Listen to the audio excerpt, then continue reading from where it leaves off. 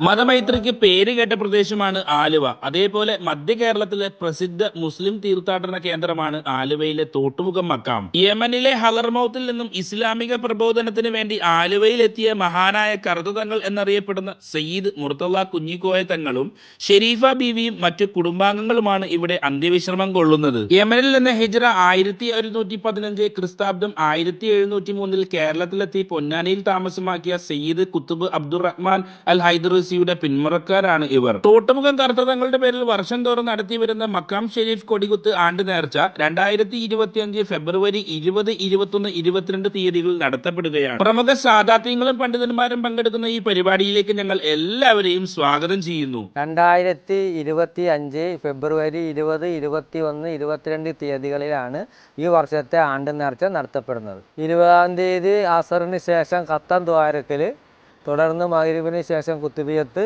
21-ാം തീയതി മൗലൂദ് അന്നദാനം, 22-ാം തീയതി ചന്ദനക്കുടം എന്ന് പറയുമ്പോൾ കൊടിയേറ്റം ഉച്ചയ്ക്ക് 2 മണിക്ക്, അതോടനുബന്ധിച്ച് രാത്രി 7 മണിക്ക് കുത്തുറാത്തീബ്, 10 മണിക്ക് ഖവാലി തുടങ്ങിയാണ് ഇവിടുത്തെ മറ്റു പരിപാടികൾ. ഈ ആണ്ട് നേർച്ചയിലേക്ക് ജാതി മത ഭേദമന്യേ എല്ലാവരെയും സ്വാഗതം ചെയ്യുന്നു.